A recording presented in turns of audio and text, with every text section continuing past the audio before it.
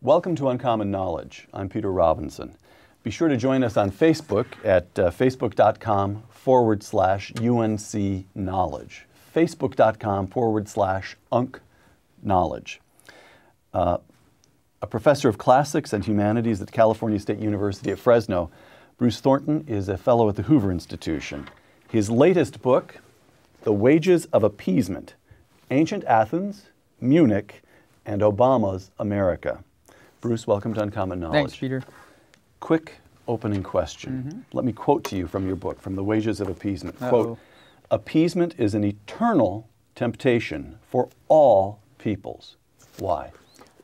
Well, because human nature is constant. I think the really conservative assumption of this book, which I derive from Thucydides, is that whatever external progress that people might make in technology, there still remains a certain core human nature that can be counted on to generate consistent behaviors over time. Of course, there's always differences looking over such a span. But for example, fear, one of Thucydides' causes of conflict, is an obvious constant in human nature. And so you can use historical examples if you account for the obvious differences. All right. And see how illuminating they might be for your own predicament. All right. Segment 1 then, appeasing King Philip. Philip II of Macedonia, we now get into the time machine and travel back to the 4th century BC. Philip II of Macedonia, in what we would today think of as northern Greece, and in the 4th century BC is feudal, backwards, barbaric, by comparison with the city-states further south, Athens, Sparta, the other city-states. And Philip, the backward feudal king, conquers these developed city-states all the same. How come? Well, the city-states of ancient Greece are constitutional governments. That's their great invention. That's their gift to us, is the idea of a constitutional government. But they have drawbacks. Particularly the radical democracy of Athens has drawbacks. One of the major ones, and then this is consistent all the way to our time, is that each city-state had a hard time combining with other city-states to meet a common threat. The Persian invasions of 480, they did manage to do that, but we forget that there were a lot of city-states that didn't join the coalition. They were parochial, in just other a words. century, roughly a century earlier, 5th century BC, is the golden age. Pericles, they combined, they beat back the Persians. So within say 3 generations or so, almost within living memory, they had this great triumph to which they were able to look back, but they still weren't able to put it together again. Right. And it's because the idea of self-rule, of citizen autonomy, was for Athens or for Sparta or for Thebes. At some occasions, they could compare their own free constitutions against an autocrat like the great king of Persia, for example. But Athens had no problem enslaving other Greeks because ultimately freedom was for Athenians. So to make coalitions, to meet a common threat was very difficult for them. But so here, let me quote to you again from The Wages of Appeasement. "The city-states of ancient Greece, which had invented the idea of political freedom, would never be free again. The causes will be found in the destructive pursuit of self-interest." But there's a paradox there, I think, because really, correctly calculated, self-interest would have led them to coalesce, to unite against Philip. So it was, in a certain sense, it wasn't the destructive pursuit of self-interest, it was the destructive pursuit of a miscalculated... Well, I call it short-term interest. Short-term. And that's partly also a reflection of the factional nature of particularly Athenian democracy. And that's one of the banes, as we see today, of any democracy. You have 2 sorts of interest at play. You have the interest of a city-state like Athens vis-a-vis the other city-states that it sees as competitors and rivals and ancient enemies, such as between Thebes and Athens. But within a city-state, particularly one like Athens, in which citizen participation is very broad, you have various kinds of factions vying with each other for preeminence within the state.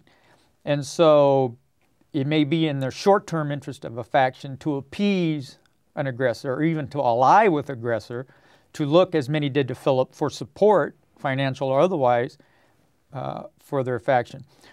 Same with states. States have short-term interests that sometimes blind them to longer-term interests. You make a second point in the section on Philip and the city-states. Again, I'm quoting the Wages of Appeasement. Quote, "The most important factor was the decay of civic virtue.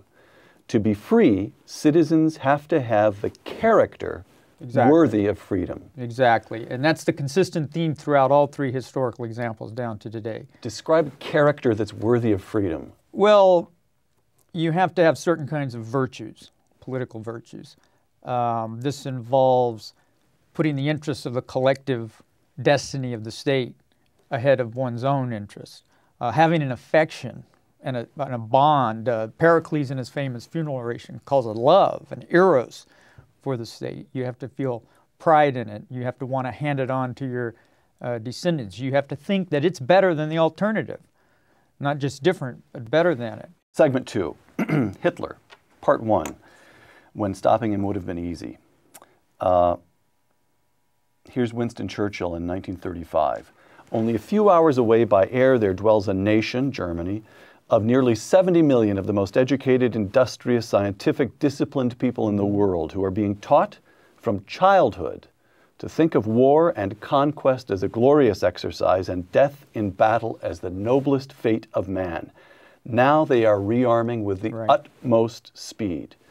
Churchill, 1935, and Churchill is virtually the only major figure, not just in Britain, but in all of Europe, standing up to Hitler and warning his countrymen of what is coming. Now, 1935 is 2 years after Hitler becomes Chancellor of Germany. Why is Churchill alone? Well, I don't think he's completely alone. I think there are plenty of people that, don't forget Duff Cooper, who was part of Chamberlain's cabinet and resigned after Munich. He's the only one to resign. Munich's 1938. That's 3 years later. Even earlier, you do have people that recognize that for 20 years Germany has been attempting to dismantle the Versailles settlement, long before Hitler comes to power. You remember the famous Marshal Falk, I think, when he heard that Versailles had been signed, he said, "This isn't peace, this is a 20-year armistice." And he was right on in terms of the number of years. There are several, I think, factors at work here. Again, we go back to Thucydides when he says that states go to war because of fear, or because of interest, or because of honor. What I do in the book is I expand the notion of honor to all the ideas that people live by. You know, we have various ideas, ideals, goals we want to pursue, aims, what we think is the good life, etc. And these include religion. Some of them are good and some of them are terrible ideas. And a lot of terrible ideas became prominent in this interwar period. Two in particular, I think, were pernicious. And we should note, because they're still around today to a lesser or greater extent. One was pacifism. In the 20s and 30s, pacifism was a huge movement, particularly in England. And partly that was the experience of the Great War, which was, unprecedented in the scale of its destruction, in the role of for then high-tech armaments in the destruction. It involved aerial bombardment towards the end. And there was this huge fear, particularly of aerial bombardment. And I talk about that quite a bit because it's important to imagine for the Brits, who were an island always protected by the most powerful navy in the world, now all of a sudden being an island and having a powerful navy doesn't give you that sort of security. Right. Because these bombers, they believed, as Stanley Baldwin, the Prime Minister, said, the bomber always gets through. Churchill's argument throughout this period is yes. In effect, he's saying, yes, I understand. We've just been through the horrors of the First World War, but instead of blinding us to the rearmament of Germany, it should chasten us to act now. That's right. The sooner we act, the easier it will be. And in fact, so there may have been others who understood this, Duff Cooper and others, but they never took power. In Britain, certainly, the dominant forces, the dominant figures, Neville Chamberlain, the prime minister, the entire establishment was moved toward the pacifist impulse. Then they appease Hitler in Munich in 19... Yes. Why? Why is it the case that they're unable to see what Hitler sees? Well, act now, it'll be easier. First, there's pacifism. Right. There's the idea anything's better than another war. Which is sheer self-delusion. Of course it is. Of course it is. There's nothing. Second was internationalism that had been developing throughout the 19th century. The notion that globalization, global trade, greater communication technologies, all of this is creating what they called a harmony of interest among all the peoples. And war is in no one's interest. So we can create institutions, international courts of justice. We can sign treaties like the Geneva or Hague Conventions. And we can control war. We can all this adjudicate. Is an elaborate way of sticking their heads in the sand, of refusing to see the reality. In effect. I mean, it's an ideal. It's idealism. It's misplaced idealism because it ignores human nature. It thinks that violence and the recourse to war is some anomaly in human nature, whereas, as Plato said, the natural state of relations between cities is war, and peace is just a name. Peace for our time. Let's take on Munich, which is I think in popular culture and in history book after history book, the prime example. Right. In your book, in The Wages of Appeasement, the prime modern example of appeasement. Hitler invades Austria, then he sets his sight on the Sudetenland, which is a strip of territory in Czechoslovakia. Western Czechoslovakia. Heavily populated by Germans, but it's lying within the sovereign state of Czechoslovakia. That's correct. Yes. And Neville Chamberlain, and he takes it. Hitler takes it. Neville Chamberlain and the French prime minister and the Italian dictator meet with Hitler in Munich, and everybody says, in effect, well, now look, Adolf, if you really, really mean it when you say this is the last time, it'll be okay with us. And Hitler says, of course I mean it. Yes. So we will stop here. Chamberlain flies back to England, disembarks from his airplane and says, quote, "My good friends, a British Prime Minister has returned from Germany bringing peace with honor. I believe it is peace for our time. Go home." Waving the umbrella. Well, no, waving the paper waving that the paper, Hitler exactly. signed, yes. Go home and get a nice, quiet sleep, close quote. What was peace with honor? Just deconstruct that. How could he have said that with a straight face at that hour? Well, you know, one thing we have to remember when we focus in on Neville Chamberlain, Chamberlain was an absolute international hero at that moment, in those weeks after Munich. In the eyes of Franklin Roosevelt, who sent him a telegram saying, "Good man," the eyes of the British people, who believed they were going to go to war, who believed that German bombers were going to start bombing their cities. And remember, it wasn't just bombs, it was incendiary bombs, it was poison gas. They had gas mask issues, they were digging trenches, they were sandbagging, they were on the brink. They believed that there was going to be a reprise of the First World War. Only worse. And Chamberlain had gone and he had managed to forge this peace, not just settle the issue of Czechoslovakia, which was simply to hand it into the wolfish jaws of Hitler, but this other, the paper that he waved, which Hitler signed, which said Germany and England are committed to solving their disputes without war. It's funny when I think it was Ribbentrop after he signed it, and he said, "What?" Hitler said, "Don't worry about that. That doesn't mean anything." Right. So, Ribbentrop, the foreign minister, the Nazi foreign minister. Everybody thought he was a hero at that moment because he embodied a huge constituency that believed in these ideas that there was nothing worse than another war, that you could achieve resolution of conflict through negotiation, through diplomacy. Remember, he made 3 trips. He made 3 trips. He worked at it. Right. You know, the Foreign Office in England, they came up with a little ditty when, I believe it was before he went to Munich. He says, "Well, we must try again." And they said, "Well, if at first you don't concede, fly again." So he flew over there again. That was the 3rd trip.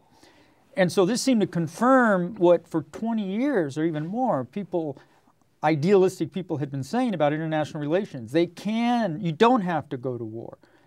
But that was a profound misunderstanding of Adolf Hitler, of human nature, of the huge By the way, resentment. is there no of that. possibility that Chamberlain was simply trying to buy time to rearm? Well, later that's an argument that's made. Do you buy it? That Britain, I don't think so, the no. British understood they were weak, and Chamberlain was simply, you don't buy it. Yeah, All and right. here's why. And Churchill makes this point. And by the way, I mean, The Gathering Storm is a terrific.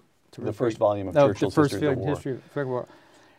If you look, when at the Czechoslovakia crisis, if France and England had decided to fight, along with the Czechs, who had, I believe, 40 divisions, the Poles probably would have ganged up too at that moment. The Soviet Union, even if these other powers moved. France was not going to move if England didn't move. France was not going to do this on its own. Mm-hmm.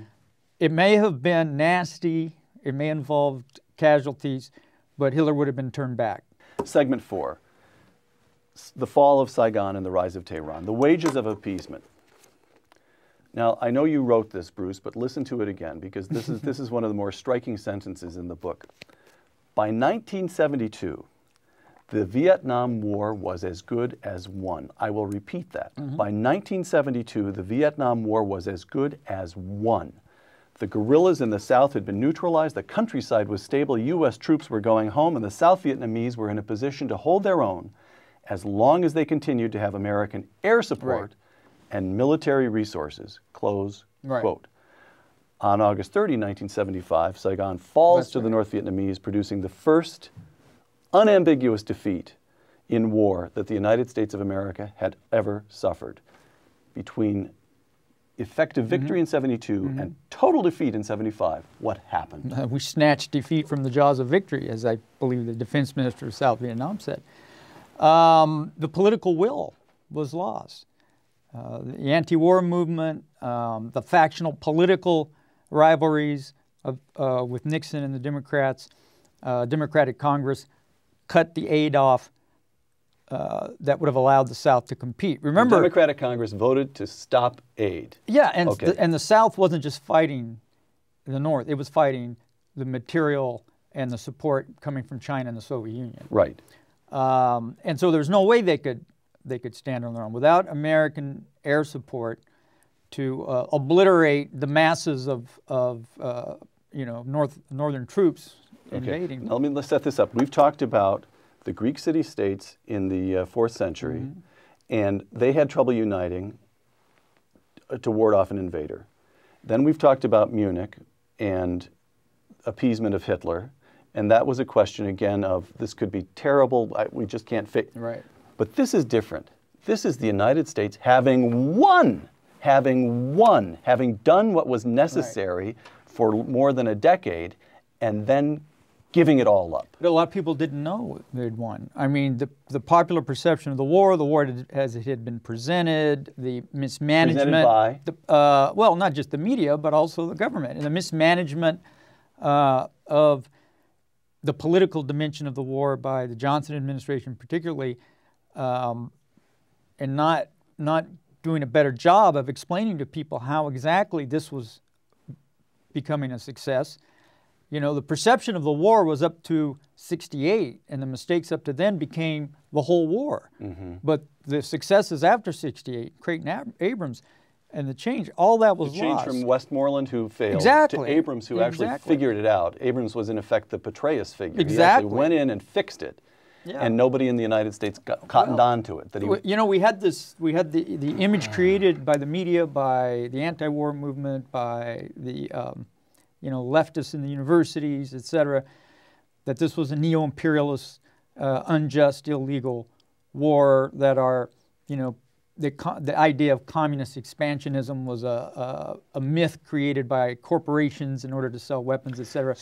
So what you've got here, that narrative took hold, and I'm not even sure at that point that facts would have made any difference. You know, once the narrative takes hold in people's imaginations. But so let me put this to you then, you're not saying that the American people gave up.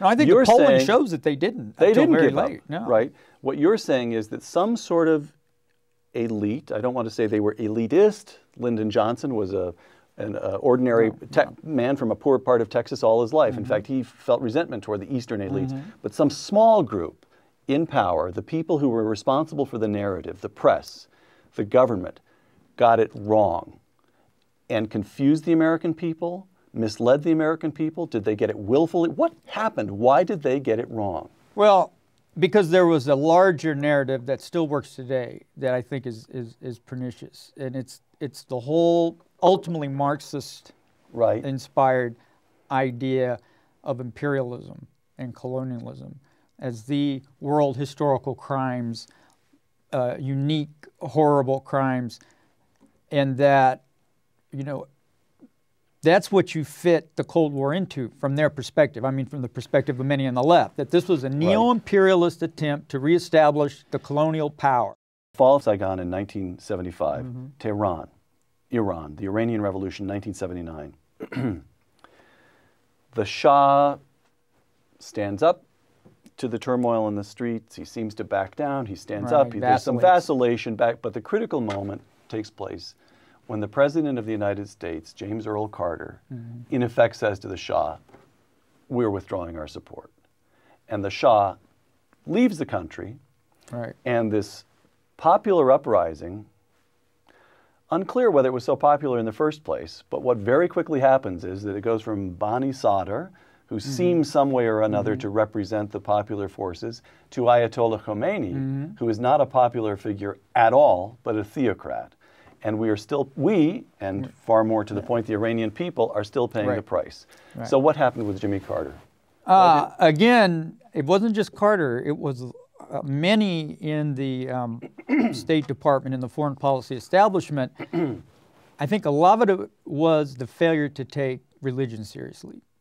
The failure to see that what was going on in Iran was a religious revolution. And it's interesting to go back and see the way Khomeini is presented. You remember the Time magazine cover? It looks like Charles Manson. I confess I don't, but all right. Yeah, well, I mean, the notion is sort of like, well, there's this wacky guy there, this guy with this funny beard and this Manson-like stare, and he's got all these fanatics together. But the secularists, whether they're the communist or the secularist or the liberal Democrats, they're going to use him and his support, of which he had a lot, right? They'll provide maybe the shock troops, and then they'll settle down as good pragmatists and realize they have to integrate into the international order, and they have to have trade and sign agreements, and they'll be somebody we can work with. And there was plenty of evidence about the religious nature of the resistance to the Shah, right? It wasn't his corruption, or it wasn't the lethality of the Savak, which the mullahs in 1 year, surpassed their toll in their whole existence. It was his modernization efforts, which his father had started even earlier, that the clerical religious establishment and many religious people resisted and did not like because it was against Islam. Segment 5. Now, having taken this long tour of appeasement through history, we come to Barack Obama's America. The Wages of Appeasement. Quote, the trajectory of appeasement that had begun in Saigon in 1975 and then proceeded through Tehran in 1979 was now pointing to New York in 2001. Exactly. Explain that. The perception changed of the Vietnam War. And this is something that people have to understand about a great power. A great power is great not just because it has resources, it's because people think it's great. And what does that mean on the international stage? It means that it will defend its interests, that it will reward its friends, that it will punish its enemies. It has prestige. After Vietnam, we no longer had that prestige. The Soviet Union went on a rampage of geopolitical opportunism throughout the world. We began to retreat. We had this crisis of confidence, as the president in his Notre Dame speech, sometimes that's called the malaise speech. I think Jimmy Carter. Yeah, Jimmy Carter's the crisis of confidence. He referred to an, quote, inordinate fear of communism. Right. And we were guilty. We were neo-imperialists. We were battling the Okay, but between all of that and 2001, you get Ronald Reagan and George H.W. Bush. You get 12 years of more or less conservative presidents who are spending a lot on defense, standing up to the Soviet Union. To the Soviet Union. Wrapping up the Cold War. Yes. Yes. reestablishing the Yes. American economic growth, and Yes. with it, American prestige, right? Right, except when it came to Iran and it came to Iran's assaults and the Marine barracks bombing in 83. 83 in Lebanon. That, I mean, if there's one thing, and I know you're a Ronald Reagan guy, but that was the biggest mistake that was made, is not to punish. That was Iran. That was Hezbollah, or what would become Hezbollah, trained, financed by the Iranians. Iran declared war on us. Khomeini declared war on the United States in 1979, and they have been at war with us ever since. And that was the assault on our troops that went unpunished. And if you go and you look at the writings of Zawahiri and bin Laden, and they're exhorting their trainees, they come back to these over and over again. They ran from Saigon, they ran from Beirut, they ran from Mogadishu, right? Black Hawk Down story. Right. They will always run because they're spiritually corrupt, and all of their power and their wealth and their military power, that doesn't mean anything because they don't have any beliefs, any spiritual beliefs. That's their perception. And and we can say, well, that perception's incorrect. George H.W. Bush didn't run away from Iraq when they... Oh, that's what, see, that's what was, that. Let me confess, I don't care that there weren't any WMDs, okay? I'm talking about George H.W. Bush, the first... Oh, yeah, yeah. Because I'm just trying to get you to get us up to 2001. Yeah. Okay, all right, so 2001, yeah, despite wrapping up the Cold War, standing up to the Soviet Union, despite driving Saddam Hussein out of Kuwait, the terrorists still look at us and say, with regard to us, with regard to the terrorists, the United States is still weak. That's the argument. Exactly. Yeah. So they feel emboldened. Sure, We get the terrorist attack of 9/11. And what listen, they beat in their worldview, and what we have to do is think about in their worldview, they beat the Soviets too in Afghanistan. Right. They used our Stinger missiles of course, and material, but still. What it's sold they as, were the ones who did the fighting. So big deal, you stood up to the Soviet Union, right? Look at us, a little ragtag band of mujahideen, in Afghanistan. We took them on and we beat them too. So the next step now is the second world hegemon that interferes with Islam's destiny, which is the United States. The wages of appeasement. Quote, President Obama believes in the UN Security Council and the Human Rights Council, and treaties like the NPT, Nuclear Non-Proliferation Treaty, and START, the Strategic Arms Reduction Treaty, in the IAEA, International Atomic Energy Agency, in multilateral cooperation. But the regimes with which he wishes to engage do not. No. Explain. No. Look, a weak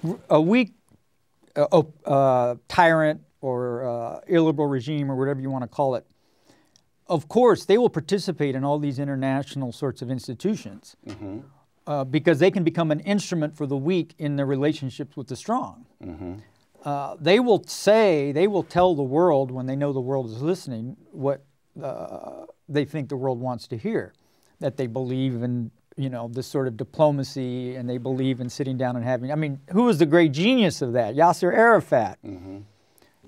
He would tell us everything we wanted to hear, all of our roadmaps, all of our conferences, while at the same time in Arabic to his people, he's talking about jihad, from the river to the sea. You've got to give Barack Obama high marks for prosecuting the war in Afghanistan, though. Oh, no question. No question. Okay. I'm astonished. What I'm astonished by, since you brought that up, is how his base on the left have swallowed that. Because, on the one hand, we're going to try Khalid Sheikh Mohammed in New York, but President Obama is judge, jury, and executioner in Afghanistan when he has a predator go in and blast a compound, and we don't know who's in that compound. Okay, so but Barack Obama takes office, and he says he's going to shut down Guantanamo. He hasn't shut down Guantanamo. They're going to try all the bad guys, that's not gonna happen. And that's not going to happen. Yeah. So you have to say, one, Barack Obama has prosecuted the war in Afghanistan, and he's done what General Petraeus has advised him to do. Two, he's backed off some of the crazier things that he intended, shutting down Guantanamo. I mean, you could say he's grown in office. Three, although he's talked a certain talk about international cooperation and so forth, these international agencies that you mentioned, when it comes right down to it, his actions haven't been that bad. No, but what he does with the right hand, he undoes with the left. Again, in the realm of perception, which is important, the speech in Cairo, which was a disastrous, groveling speech, as well as being woefully historically inaccurate. This failure to, recognize the roots of jihadist terror in traditional Islam, the courtship, and let's face it, he's not the only one that did this. The Bush administration is guilty of some of the same things, of the Muslim people thinking that, well, gee, if we tell them how much we admire their wonderful religion, they'll start to like us. I mean, those sorts of things have compromised the effectiveness.